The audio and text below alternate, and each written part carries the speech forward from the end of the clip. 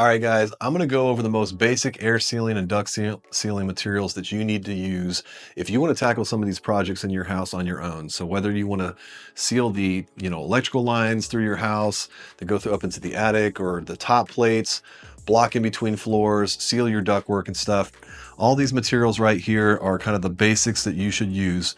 So I'm going to start going through them, just show you what I recommend.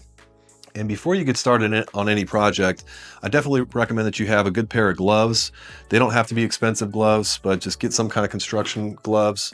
And if you're going to be working in your attic or a crawl space with any kind of insulation product, I definitely recommend that you get a good mask. And you want to use one that has an N95 rating on it. You can also get the ones that have the port on the front that allow for a little bit better breathability. But anytime you're working in a dusty environment, you definitely want to have one of these masks on, and you might want to also have eye protection as well. So from this side over here, we're going to start. These are the duct sealing materials that I recommend. So this is a UL rated 181 metal tape. And you want to make sure that it has that rating number on it. Otherwise, it's probably not sufficient for sealing ductwork, or it's not going to stick as well or last as long. So with any kind of metal tape, these are great for sealing seams. What I usually do is I'll just fold it over like this, and then it makes it pretty easy to just tear it. So you get a nice clean seal, and then you just peel the back of it off like this, and you apply it. You just put a little bit of pressure on the metal ductwork. So any of the metal straps that connect two pieces of ductwork together, this is perfect for that. You can also use it to seal the air conditioner coil to the furnace, or your air filter rack to the furnace, or to your return side of your ductwork. So that is a UL rated metal tape. The other type of tape I have here, this is an FSK tape. So this is what you use for sealing duct insulation together. So after you've sealed the metal to metal, the ductwork together, and then you insulate over top of it with either fiberglass or the bubble wrap or Flectix insulation, this is the type of tape that you would use for this. And this doesn't tear nearly as easily as that tape does, so you probably need to have scissors or a knife to cut this type of tape, but that's what you need right there. And then the third thing that I recommend is this is duct mastic, and we've talked about this in the course before. But duct mastic basically is like a wet putty, as you can see here. So it's you basically will take one of these chip brushes, and you can get a wider one too if you want, but you're going to dip it down into here, just kind of goop it up, and just kind of be liberal with it. Make sure that it's got a decent amount of the duct mastic on there, and you want to paint it over top of the seams in the ductwork. So this is great to use where duct collars meet junction boxes and trunk lines. And you can also use it wherever the metal straps connect into from one piece to another, but sometimes it's just faster to use metal tape for that purpose. But duct mastic is going to last the longest. If you put it on nice and thick, once it dries, it's going to be really hard and really difficult to come off. So it's a great way to seal ductwork. And there's a bunch of different brands. I'll provide a link to all these different products in the Google Sheet that you're going to get in this chapter, so you can buy them directly. And of course, if you want to go to Lowe's, Home Depot, Menards, your local hardware store, that's perfectly fine as well. And the other thing, real quick, make sure the duct mastic, the top of this gets closed really well. Otherwise, this will dry inadvertently and you'll waste the whole bucket. And some of these are not cheap. But anyway, so with caulk, obviously you need to have a good caulk gun. With caulk guns, you're going to have a couple of components that a lot of people don't realize what they actually do. So I just want to show you real quick. When you get a new tube of silicone caulk, you got to cut the top, and you can do that with scissors or you can do it with a knife. But there's also a spout cutter on the side of it. There's a little hole on the side of a lot of these guns. And basically all you're going to do is stick this in at an angle, and you're going to pull the trigger, and it's going to cut the top of the caulk for you. And then after the top has been cut, you're going to use this and poke it through the top of the tube. So right here at the base of the nozzle is a plug, basically. So you have to puncture that for the caulk to come out of the top of the tube. And then I recommend using a nail or a screw. If you get, halfway done with a tube of caulk and you want to save it for later, make sure that it doesn't dry out. Just take a screw or a nail and just put it down in the top of the caulk, tube of caulk.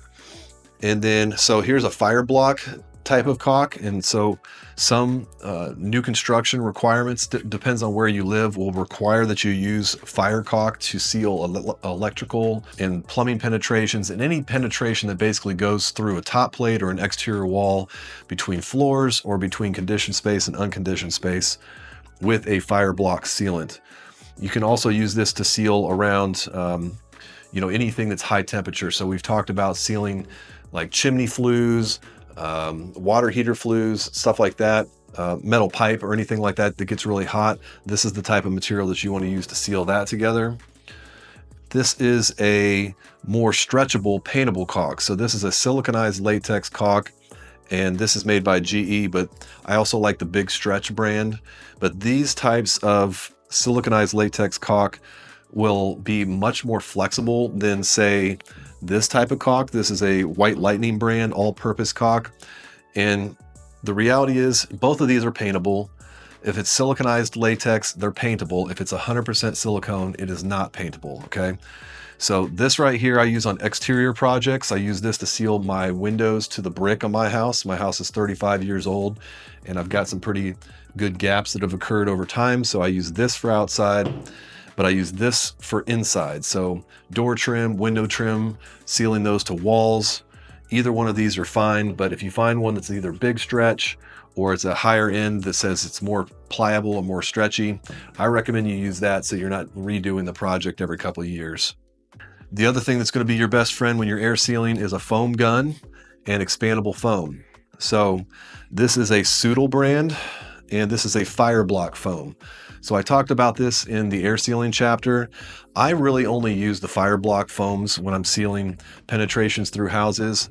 Even if I'm sealing like in between floors, if you've got a 1.5-story house like I do, you've got openings between the floors that you have to block, and then you're like with foam board, and then you're going to seal the foam board to the framing. This is the type of foam that I use for that purpose. And whenever you're using expandable foam with a foam gun, you always must keep gun foam cleaner handy. So what's going to happen is, in between cans, at least every couple of cans, if you're going through a lot of these, you're going to take this off, and then you're going to put this can on here, and I'll show you. So here's a newer one. This can is basically just going to screw on the top of here like this, and then you can open the back. This is a little control nozzle here, so this opens the gun, and a needle will slide back and allow the cleaner to go through the gun or the foam to go through the gun. So you always want to have gun cleaner handy, and it'll also, if it gets on your hands or on the gun itself, you can use this to spray and clean it off. So make sure you got some gun cleaner and an extra foam gun. These only cost probably 20 or 30 bucks. But if you're in the trades or you're a professional or you're a handyman, I always recommend having an extra one on hand, because these do get clogged up on a fairly regular basis. So even if you do clean these out, just keep an extra one on hand. Some of the other products I recommend, and I've talked about, are rope caulk. So rope caulk is a great material to be used like where your windows, if they don't completely seal together, like where the upper sash and the lower sash come together. This is rope caulk, and it's basically like a putty that's in a string.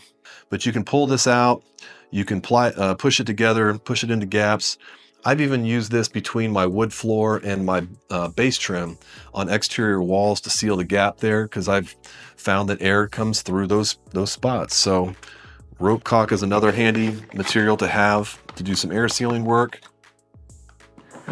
And then for bigger gaps, this is backer rod. So backer rod is used if you have, for example, in my house, I have one window in particular. When it was originally installed, there was way too much of a gap between the window and the brick. And so I had to use, this is 1/2-inch thick backer rod, to stuff and fill that gap between the brick and the window. And then after I did that, I took 100% silicone caulk and I sealed over top of the backer rod to the brick and to the window. So this is great for that purpose. There's a lot of other uses you can use for that, but that's what I use that for. The next one up is a this is a foam window sealant. It's not just for windows. You can also use this for attic hatches. So there's an adhesive side to it that's sticky, and you can cut this with scissors. But so for example, say you've got a door that's got too much of a gap, maybe it wasn't installed properly, and you don't want to go buy a whole new weather stripping kit or replace the door. You can use this type of material to basically put it on the interior part of the jamb. So when the door closes, it's got something nice and snug to fit against. Another good use for this is attic hatches. So this comes in different widths and different thicknesses. And again, I'll put a link to some different options for you that you can find on Amazon. But this one's a 1/2 inch thick and looks like about 1/4 inch wide or so. So if you have an attic hatch that's leaky, you can take that door, push the door up, put it off to the side, and then there'll be a piece of trim that goes all the way around the access point. So this material here, you can basically cut it to fit on top of the trim. You sit it down on there, it'll stick to the trim, go all the way around the trim with it, and then you can put the door back down on top of the foam gasket, and it'll make your attic access door nice and airtight. The next one we're going to talk about real quick is a rubber window seal. So if the rope caulk doesn't do the trick and you've got a bigger gap between, say, where your bottom sash closes, if there's a gap at the bottom where you can still feel air coming through, you can use this product. So it can be installed on the underside of the sash, or you can install it on the bottom of the window frame itself, so that when the sash is pushed down, it'll air seal together.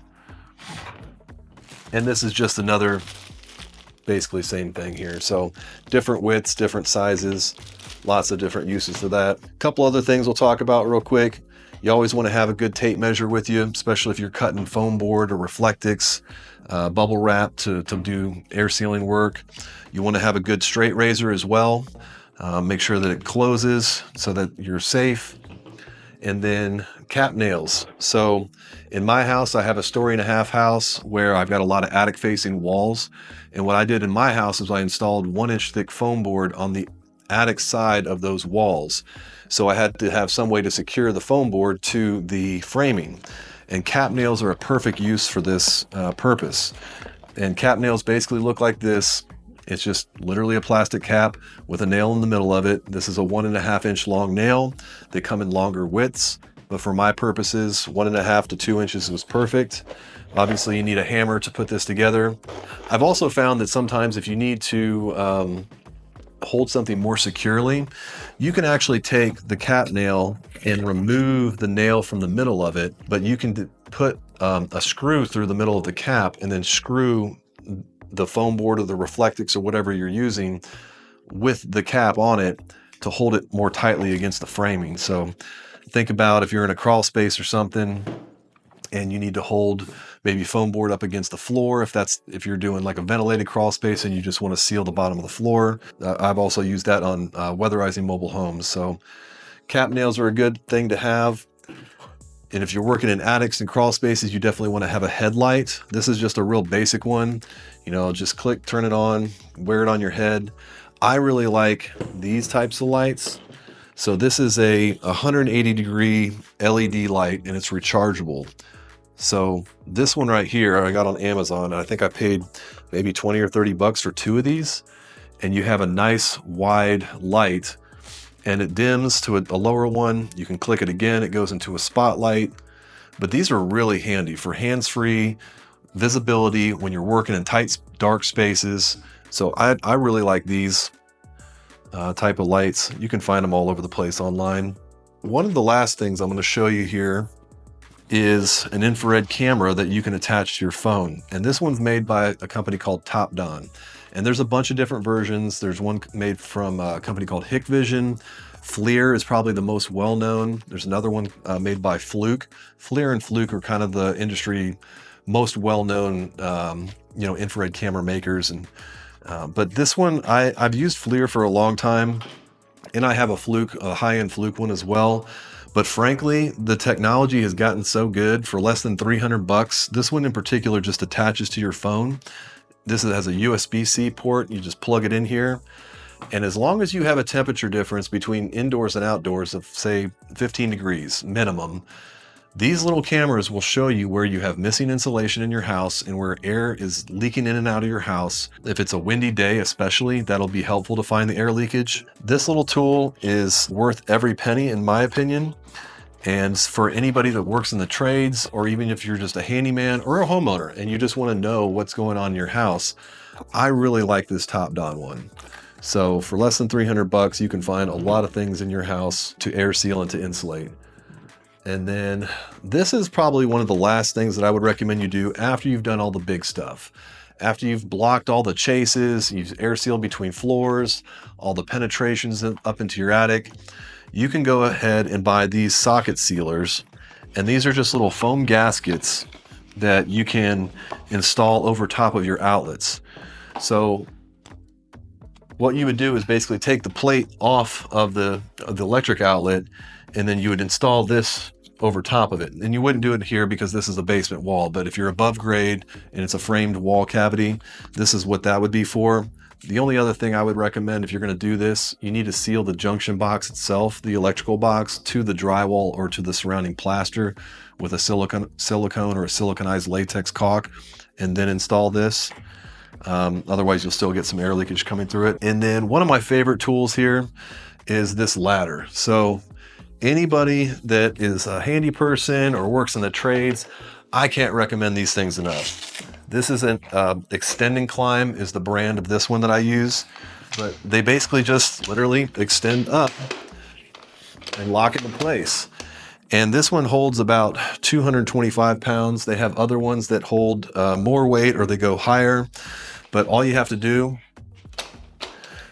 is use these little yellow tabs. You slide them together and it closes, and then you just pull it back up to raise it. They only weigh about 20 or 30 pounds. They fit in your trunk. They can go into closets. They're great for getting into attic spaces that are in closets and tight spots. I've used these things for a long time. If you work in the trades and don't have one of these, I would add it to your toolkit. These are the basic things that you need to use to air seal your home. And so if you're one of those DIYers that likes to get after it and do it yourself and save a bunch of money, you know, with the exception of the ladder is probably a couple $100, $200 to $300. Everything else on this table does not cost that much money. And so for maybe a couple $100 in materials, you can make a big improvement to your house, reducing air leakage, which is what you need to do before you insulate. So that's it for the tools and materials chapter. Hopefully this is helpful. Like I said, I will provide a link to a Google Sheet that I put together for you that has a link to pretty much all these products on Amazon, so you can buy them directly. And the next chapter is going to cover how to find and vet out good contractors. So if you don't want to do this stuff yourself and you want to find the guy or a girl to come in and take care of this stuff for you, the next chapter is for you, and that's the last chapter of the course. So I will see you in that next chapter here soon.